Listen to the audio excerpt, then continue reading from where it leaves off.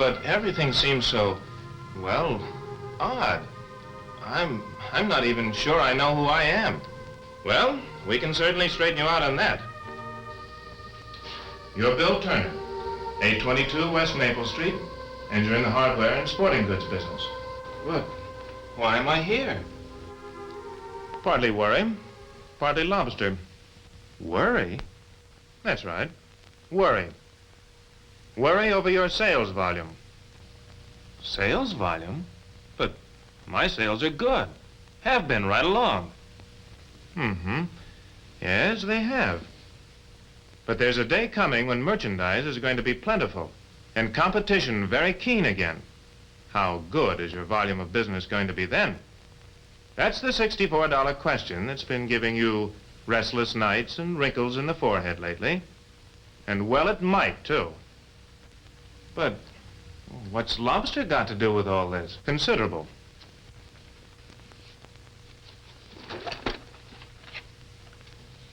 In your enthusiasm to show Mary a good evening out on your wedding anniversary last night,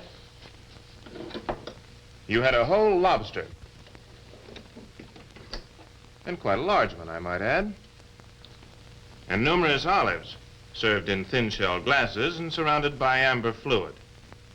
Between worry and lobster, well, in a word, Bill Turner, you're having a dream. This? A dream? It sure is. About time to start, too. Well, one thing more. Yes? Just who are you? Me. I'm your better self. My what? Your better self. Everybody has one, you know. Your subconscious self. He's more or less responsible for this whole thing. Your dream, I mean.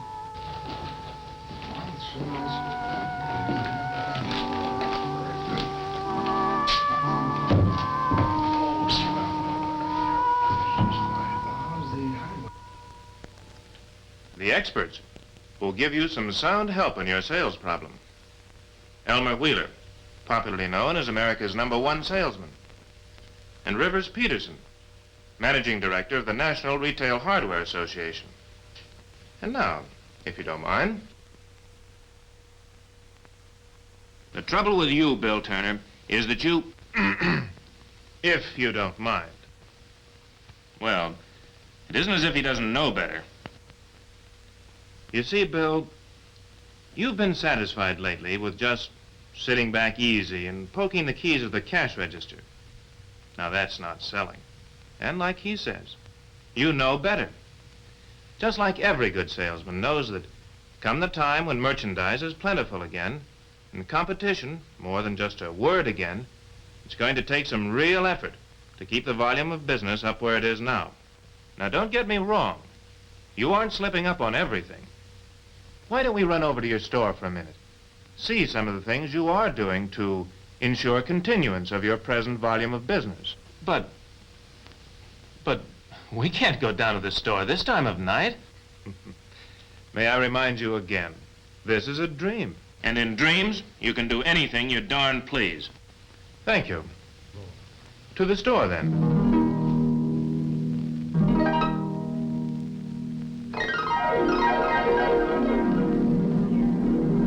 Take your window displays, Bill. You have a right to be mighty proud of them. What's the matter? Something wrong? Wrong? Oh, no, everything's just fine, I guess.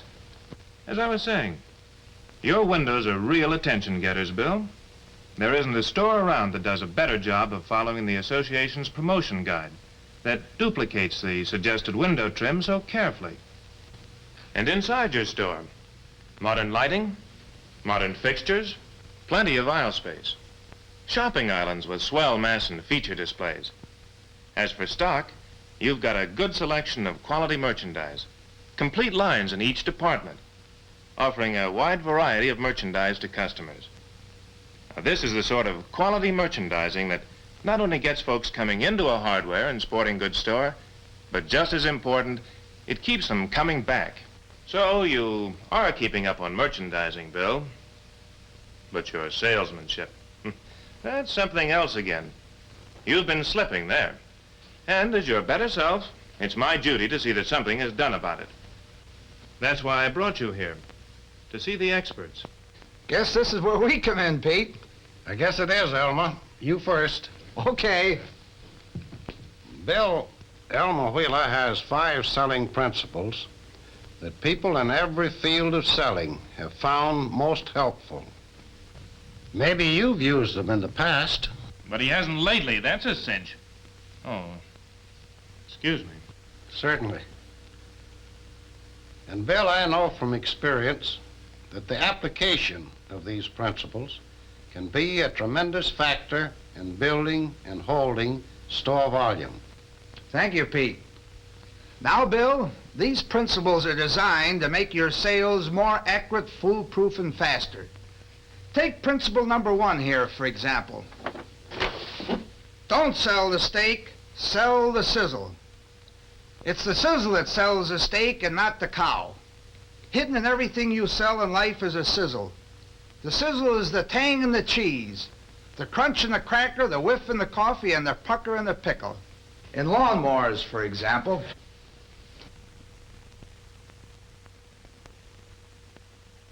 Perfectly logical in a dream, perfectly logical.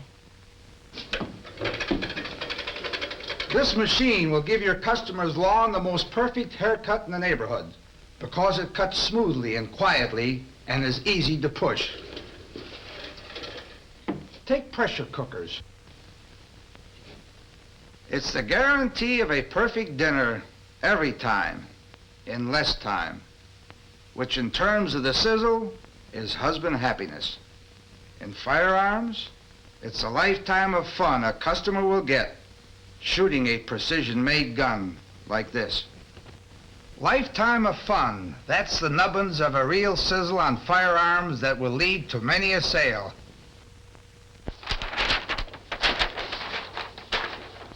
But in getting up your sizzle sentences, remember principle number 2.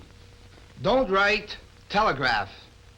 By this I mean, your first 10 words are more important than your next 10,000. In fact, if your first 10 words aren't the right words, you won't have a chance to use the next 10,000 because your customer will walk away from you physically if he doesn't float away from you mentally. Now take a selling situation in your own store. All right, suppose you have a customer for a toaster. What would you say? Mrs. Smith, how you fixed for toasters these days? You couldn't use another one, could you? You sure wouldn't make many sales using words like that, would you? Now, if you really want to make a sale, try this sizzler. Mrs. Smith, how would you like to make your husband smile every morning? These automatic toasters make the toast every day the way he likes it. You beginning to catch on to this sizzle method of selling? First you find the sizzle, and then you telegraph it. Now for principle number 3. Say it with flowers. By this I mean, it's as much what you do as what you say in a sale. You must learn how to synchronize your sizzles with showmanship. Back up your words with actions and gestures. Say you are a customer. You come to a window featuring sporting goods. A gun catches your eye. Okay, you come inside. Now suppose I were the salesman and you were the customer. You too? Well, yes, I came along this time, Elma. Positively amazing. Say, Pete, why don't you demonstrate this point? Well, all right, Elma, I'll be glad to try. Thank you. Now, Bill, suppose I were a salesman in a hardware store, and you came in as a customer to look at a gun. Would I just stand there with my hands in my pockets and talk? If I did, the farther my hands went into my pockets, the farther your hand would get away from your pocketbook. Why? Well, what do you do with a gun? You feel it. You sight it. You put it to your shoulder. You sight at an imaginary bird. You try its action. Now, knowing that, am I going to let that gun stand there in the rack and let your interest die? Indeed, I'm not. I'm going to take this gun, and first of all, I'm going to hold it for a moment or two myself. I'm going to try to register with you my admiration for it. Then I'm going to give it to you, Bill, and let you try the feel of it. Let you try the action, while I talk to you about how proud you're going to be to own a fine gun like that. What a lifetime of pleasure you're going to get from using it. In other words, by my every word in action, Bill, I'm going to try to get you to think of that gun as your gun. This third point, Bill, is a mighty important point. Mighty important. To put it in a couple of words, demonstrate, but demonstrate to sell. We come now to point number 4. Don't ask if, ask which. Always give the other fellow a choice between something and something, never between something and nothing. Say your customer comes into a store to look at drills. Don't ask him if he wants drills, but which he wants, the carbon or the high speed. Don't ask if, ask which. Do you get it?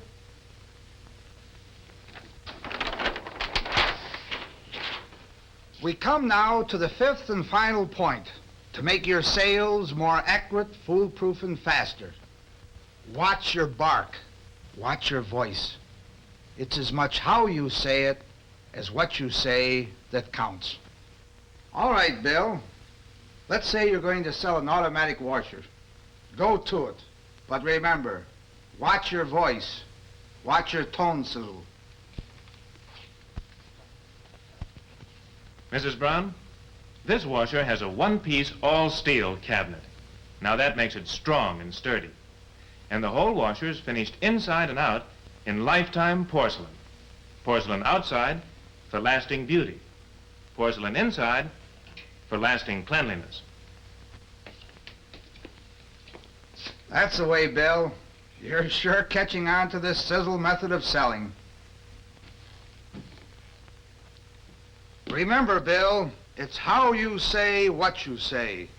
To summarize in my own words, remember, it's not so much what you want to say as what the customer wants to hear that makes sales. Thank you, Mr. Wheeler. You see, Bill? 5 darn good selling principles. But have you been practicing them lately? You know, just between you and me, I think that... I say, just between you and me, I think...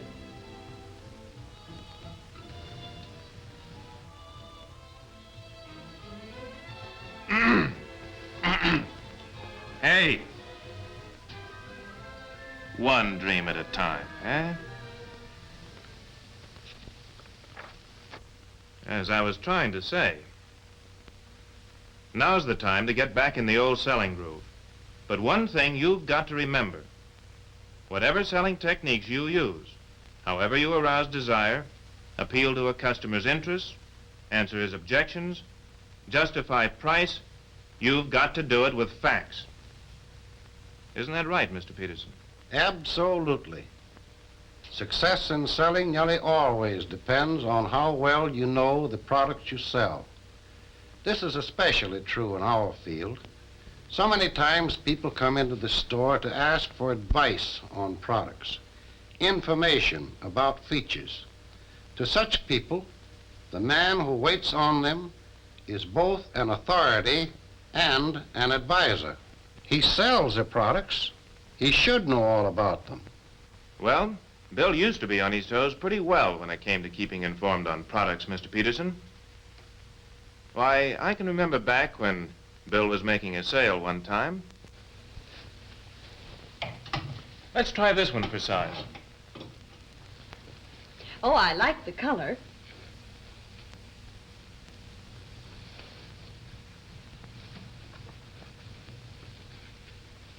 It's nice. But tell me, how will it clean? Oh, this material cleans very well. However, you can remove ordinary spots yourself, simply by sponging them with a damp cloth. On grease spots, a little spot remover does the trick. Doesn't cleaning take the life out of the coat? Not with this coat. Actually, it works the other way around. Soil reduces the repellent quality of the coat. Proper cleaning refreshes it. You certainly used product knowledge to advantage in that sale.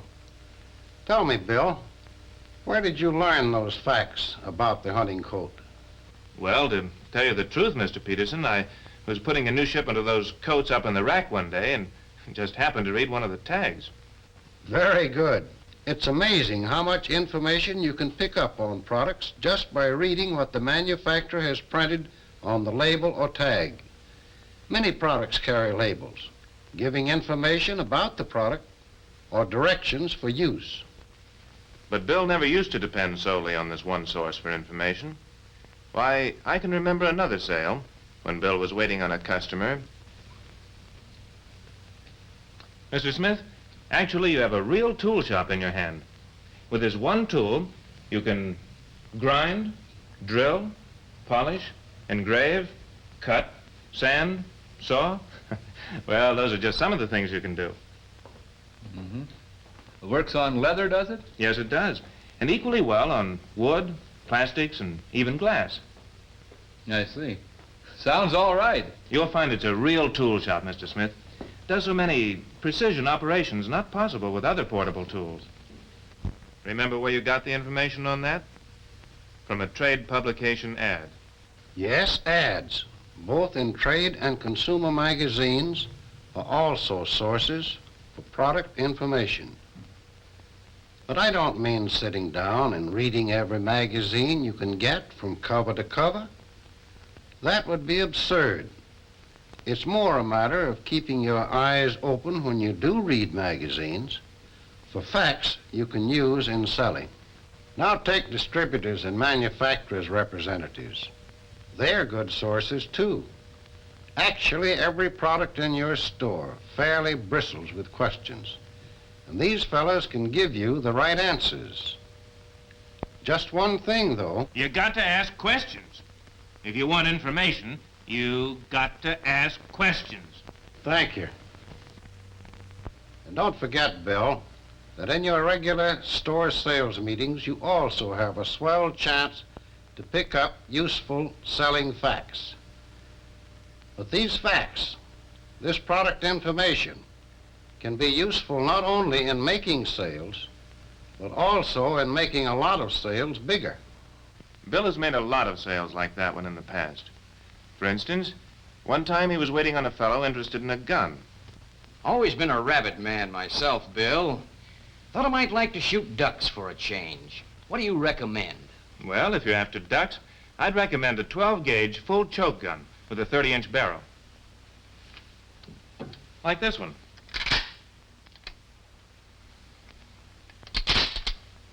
Here's a precision-made gun that'll give you a lifetime of shooting fun, Mr. Jackson. Notice how well it's balanced, how easily it handles. The kind of gun that, well, gives you a real thrill to shoot. And this model has the fastest, easiest, smoothest action of its type. No wonder it's been called the gun with the ball-bearing action. The ideal gun for duck shooting. Full choke, huh? That's right. Lets you reach right out where you can get them. Use a shell with about a size 2 shot, wouldn't I? Well, size 2 would be a little better if you're after geese, Mr. Jackson. But for ducks, I'd recommend a powerful long-range express shell with, well, size 6 shot for all normal shooting. And I've got a shell here that gets there hard and fast, with a perfect pattern every time. And before you were through, you sold Mr. Jackson not only a gun, but a good supply of shells, some decoys, and some hip boots as well. Why? Because you knew your stuff on guns and hunting equipment. And how'd you get to know so much? Believe it or not, simply from reading a couple of small booklets. Yes, you can learn a lot.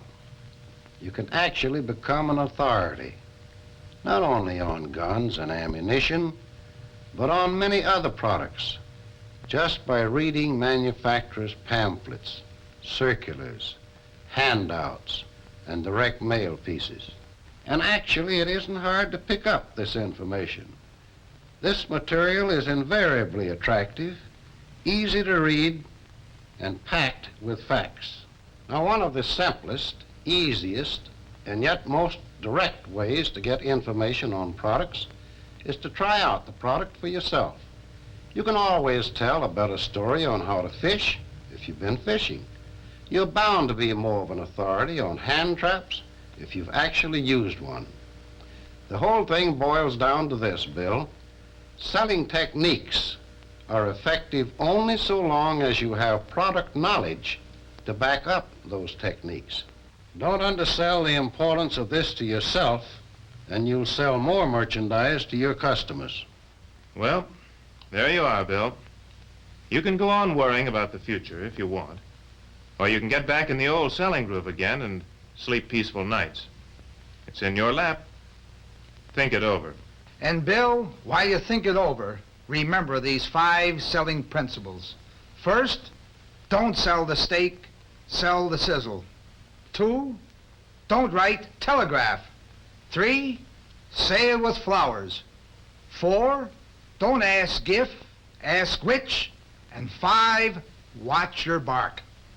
And remember, too, Bill, how effective those selling principles can be when they are backed by real product information. The kind you can get so easily from tags and labels, advertisements, manufacturers and distributors' representatives, your sales meetings, manufacturers' literature, and your own personal experience.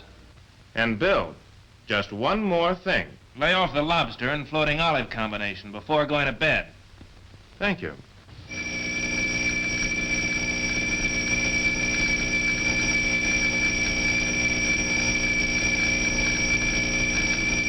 It's your alarm clock, you darn fool. Wake up. Wake up, I said. Hey, wake up. Wake up. Wake up. Wake up.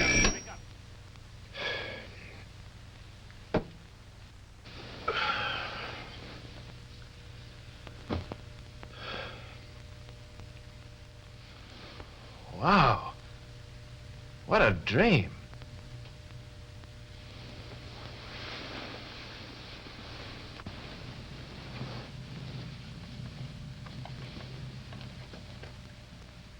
Yeah. Made pretty darn good sense, too. Yeah.